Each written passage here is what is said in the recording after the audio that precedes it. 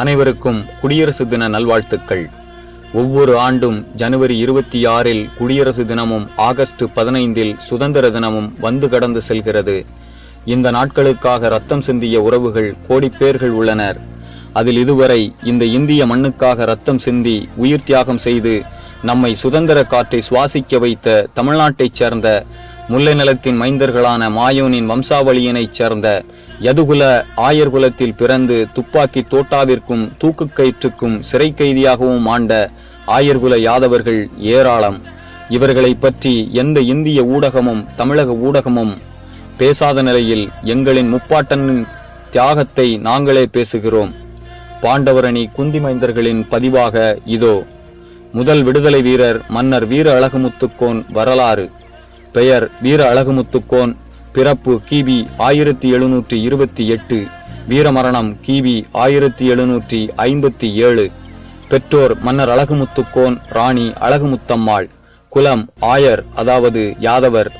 கோத்திரம் கிருஷ்ணகோத்திரம். குடும்ப பட்டங்கள் வானர வீரர், வானாதிராயர், மிலாடுடையர், சேர்வைக்காரர். இவரது பிறப்பிடம் கட்டாலங்குளம் அரண்மனை, திருநெல்வேலி, தற்போது தூத்துக்குடி, தமிழ்நாடு. வகித்த பதவி அரசர். வீர அழகுமுத்துக்கோன் கட்டாலங்குளம் சீமையின் அரசராக இருந்தவர். மன்னர் வீர அழகுமுத்துக்கோனுக்கு ஜெகவீர ராமபாண்டிய எட்டப்பன் என்கிற எட்டயபுர மன்னர் சிறந்த நண்பராக விளங்கினார். இந்தியாவின் முதல் விடுதலை போர் 1857 என்று அறியப்படுகிறது. ஆனால் அதற்கு முன்பே இந்தியாவின் பல இடங்களில் போர் நடந்துள்ளது. அதில் முதன்மையானவர் மன்னர் வீர அழகுமுத்துக்கோன். தந்தை மன்னர் அழகுமுத்துக்கோன் 1725 ஆண்டு கட்டாலங்குள மன்னராக முடிசூட்டிக் கொண்டார். இவருக்கும் ராணி அழகுமுத்தம்மாளுக்கும் 1728 ஆண்டு நமது விடுதலை வீரர் வீர அழகுமுத்துக்கோன் பிறந்தார். 1729 ஆண்டு தம்பி சின்ன அழகுமுத்துக்கோன் பிறந்தார். 1750 தந்தை மன்னர் அழகுமுத்துக்கோன் அனுமந்தக்குடி போரில் வீரமரணம் அடைந்தார். தந்தை இறந்த அதே ஆண்டு 1750 அண்ணன் வீர அழகுமுத்துக்கோன் தன்னுடைய 22ஆம் வயதில் மன்னராக முடிசூட்டிக் கொண்டார். 1755 அண்ணன் வீர அழகுமுத்துக்கோன் தலைமையில் நடந்த முதல் விடுதலை போரில் தம்பி சின்ன அழகுமுத்துக்கோன் பெருமாள் கோயில் வாசலில் வைத்து சுடப்பட்டு வீரமரணம் அடைந்தார். முதலாக ஆங்கிலேயர்களை எதிர்த்தும் பாளையக்காரர்கள் ஆங்கிலேயர்களுக்கு கப்பம் கட்டுவதை தடுக்கவும் செய்தார் மன்னர் வீர அழகுமுத்துக்கோன். இதனால் கோபமுற்ற ஆங்கிலேய அரசு பிரிட்டிஷ் ஜெனரல் முகமது யூசுப் கான் என்கிற கான் சாஹிப் தலைமையில் ஆங்கிலேய படைகளை அனுப்பி வைத்தது. மன்னர் வீர அழகுமுத்துக்கோனுக்கும் முகமது யூசுப் கானுக்கும், அதாவது மருதநாயகத்திற்கும் பெத்தநாயக்கனூர் கூட்டையில் போர் நடந்தது. மன்னர் வீர அழகுமுத்துக்கோனின் குதிரை சுடப்பட்டது மற்றும் அவரது வலது காலும் சுடப்பட்டது. இருப்பினும் 3 மணி நேரம் போர் தொடர்ந்தது. இறுதியில் மன்னர் வீர அழகுமுத்துக்கோனும் அவருடைய 6 தளபதிகள் மற்றும் 248 போர் வீரர்களும் இரும்பு சங்கிலியால் பிணைக்கப்பட்டு நடுக்காட்டூர் என்னும் இடத்திற்கு கொண்டு செல்லப்பட்டனர். பீரங்கி முன் நிறுத்தப்பட்டு வரி செலுத்துமாறு வற்புறுத்தப்பட்டனர். மன்னிப்பு கேட்டால் உயிர் மிஞ்சும் என்று கேட்டும் மன்னர் வீர அழகுமுத்துக்கோன் மன்னிப்பு கேட்க மறுத்துவிட்டார். பிறகு 248 வீரர்களின் வலது கரங்கள் வெட்டி சாய்க்கப்பட்டன. பீரங்கி முன் நின்ற மன்னர் வீர அழகுமுத்துக்கோனும் அவருடைய 6 தளபதிகளான கெச்சிலன் கோனார், முத்தழகு கோனார், வெங்கடேஸ்வர எட்டு கோனார், ஜெகவீரர் எட்டு கோனார், முத்துரிளன் கோனார், மயிலுப்பிள்ளை கோனார் ஆகிய 6 தளபதிகளும் மார்பில் சுடப்பட்டு வீர மரணமடைந்தனர்.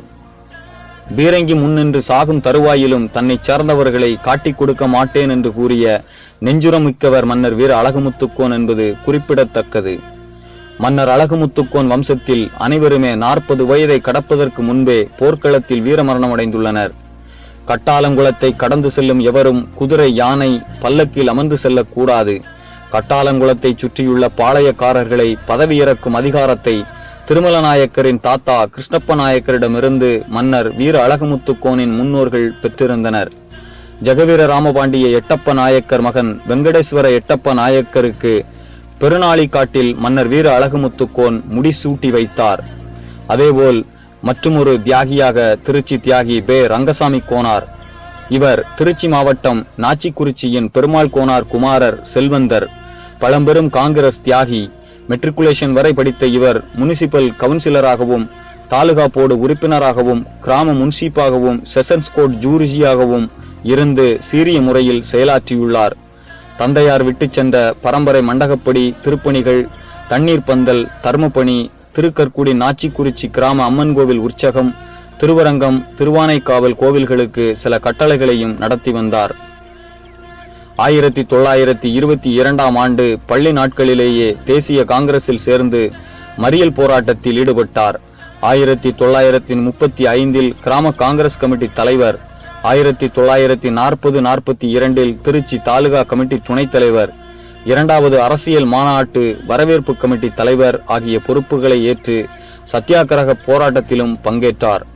சோமரசன்பேட்டை கிராம முன்சிப்பாகவும் 1956 நாச்சிக்குறிச்சி பஞ்சாயத்து யூனியன் தலைவர், திருச்சி வடக்கு மருத்துவத்துறை, விவசாயத்துறை, மத்திய ஆலோசனை கமிட்டி தலைவர் ஆகிய பதவிகளில் திறம்பட செயலாற்றியுள்ளார்.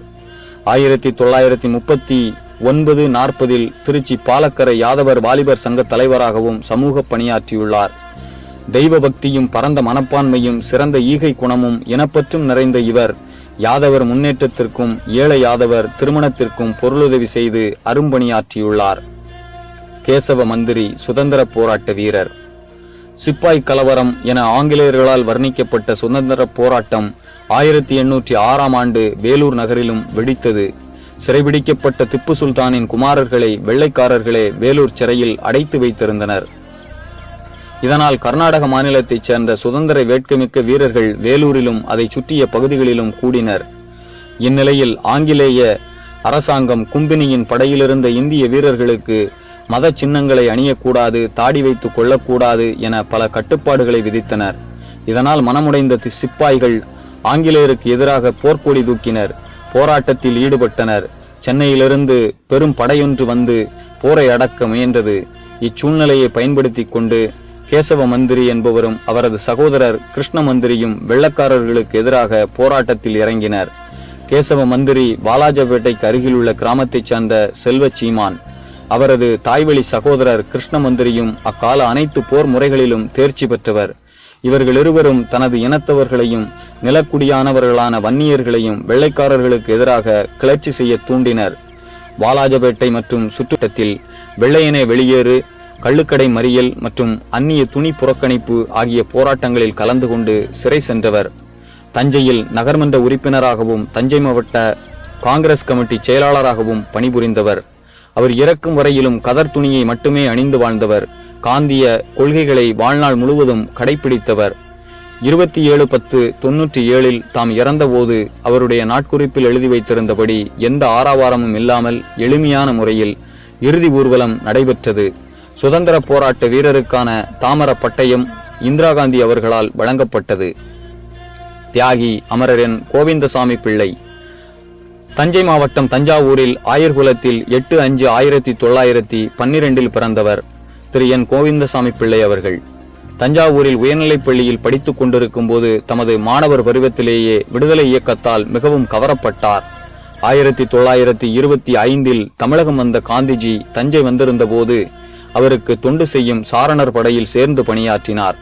1928 பள்ளியை விட்டு விலகி கதராடை அணிந்து காந்திஜி கொள்கைகளை கடைபிடித்து விடுதலை இயக்கத்தில் தீவிரமாக பங்கு கொண்டார்.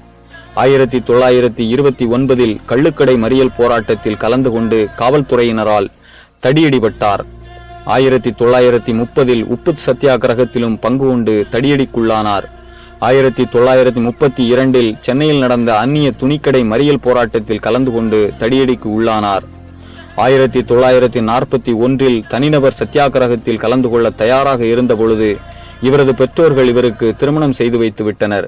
இந்நிலையிலும் நாட்டுப்பற்று மிக்கவராய் மன உறுதியுடன் திருமணம் முடிந்த ஒரு வாரத்திற்கு பின் ஏற்கனவே எடுத்த முடிவின்படி சத்தியாகிரகத்தில் ஈடுபட்டார். அப்பொழுது இவரை காவல்துறையினர் கைது செய்து சிறையில் அடைத்தனர். இவர் 18 மாதங்கள் சிறை தண்டனையை பெல்லாரி மற்றும் அலிபுரம் சிறைகளில் அனுபவித்துவிட்டு நோயுடன் விடுதலையானார். 1932 முதல் 1950 வரை காங்கிரஸ் பேராய கட்சியில் பொறுப்பான பல பதவிகளை வகித்துள்ளார். தஞ்சை நகரத்தில் உள்ள யாதவ மக்கள் ஒன்று சேர்ந்து ஒரு அமைப்பை ஏற்படுத்தி பால் பண்ணை ஒன்று அமைத்து யாதவர்கள் நன்மை அடையும்படி பாடுபட்டார். பிற்காலத்தில் அவர் ஏற்படுத்திய பால் பண்ணை வளர்ச்சி அடைந்து தற்பொழுது தஞ்சை மாவட்ட கூட்டுறவு பால் உற்பத்தி சங்கம் மற்றும் விநியோக சங்கமாக செயல்பட்டு வருகிறது. தஞ்சை நகர ஆயர்குல மக்கள் முன்னேற்றத்திற்கும் வளர்ச்சிக்காகவும் மிகவும் பாடுபட்டார். ஏழை எளிய மக்களால் மிகவும் கவரப்பட்ட இப்பெருமகனார் எளிமையான தோற்றத்துடன் தன்னலம் கருதாத சிறந்த நாட்டுப்பற்றோடு தம் வாழ்நாள் முழுவதும் விளங்கினார். 18/8/1973 இவருக்கு விடுதலை போராட்ட வீரர்கள் மாநாட்டில் முன்னாள் பாரத பிரதமர் இந்திரா காந்தி அவர்கள் இவரது சேவையை பாராட்டி தாமிர பட்டயமும் கேடயமும் கொடுத்து இவரை கௌரவித்தார். இந்த தியாகச் செம்மல் ஆயர்குல பெருமகனார் இன்று நம்மிடையே இல்லை. கடைசி காலத்தில் இவர் நோய்வாய்ப்பட்டு காலமானார். தியாகி வே.கே. குப்புசாமி பிள்ளை. வே.கே. குப்புசாமி பிள்ளையின் தந்தை திரு கிருஷ்ணப்பிள்ளை வேலூரில் நகைகள் செய்யும் அச்சுப்பட்டறை வைத்து 100 பேருக்கு வேலை தந்தார். சென்னையிலும் தஞ்சாவூரிலும் கடைகள் வைத்து செல்வம் சேர்த்து வேலூரில் 7-8 வீடுகள் வாங்கினார். தன் மகன் நன்றாக படித்து நல்ல நிலைக்கு வர வேண்டும் என எண்ணினார். ஆனால் மகனின் நாட்டம் பள்ளியில் இல்லை. விடுதலை போரில் தன்னை இளம் அகவையிலேயே ஈடுபடுத்தி கொண்டார். வெளிநாட்டு துணிகளை புறக்கணித்தல், கள்ளுக்கடை போராட்டம் என பல முறை 10 ஆண்டுகளுக்கு மேல் சிறையேகினார். திருமணத்தில் தானும் கதராடை அணிந்து மணப்பெண்ணுக்கு கதராடை அணிவித்து மங்கள கயிறும் கதர் நூலால் கட்டி புரட்சி செய்தார். வேலூருக்கு காந்தியடிகள் வந்தபோது இவர்தம் 6 அகவை தங்கையின் கையிலிருந்த தங்க வளையல்களை காந்தியடிகள் கேட்டபோது அவை தரப்பட்டன. புதுவை தியாகி கோவிந்த பக்தர் குப்புசாமியின் தோளின் மேலேறி வேலூர் கோட்டையில் இருந்த ஆங்கிலேயரின் கொடியை இறக்கி மூவர்ண கொடியை பறக்க விட்டிருக்கிறார்.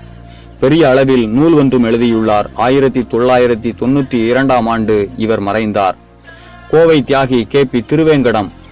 கோவை தியாகி திரு கே.பி. திருவேங்கடம் அவர்கள் பழம்பெரும் காங்கிரஸ்காரர், சுதந்திர போராட்ட வீரர். வெள்ளையனே வெளியேறு என்ற இயக்கத்தில் தீவிரமாக ஈடுபட்டவர். 2வது உலகப் போரில் ஆங்கிலேயர்களுக்கு ஒத்துழைப்பு தரக்கூடாது என தீவிரமாக செயல்பட்டவர்களில் இவரும் ஒருவர். கோவை விமான தளம் ஆங்கிலேயருக்கு யுத்த நடவடிக்கைகளுக்காக பயன்படாத வகையில் நெருப்பு வைத்து ஓடுகளத்தை சேதப்படுத்தியவர். திரு கே.பி. திருவேங்கடமும் திரு சி.எஸ். என அழைக்கப்பட்ட இவரது உறவினர் திரு சுப்பிரமணியம் என்பவரும் ஆவார்.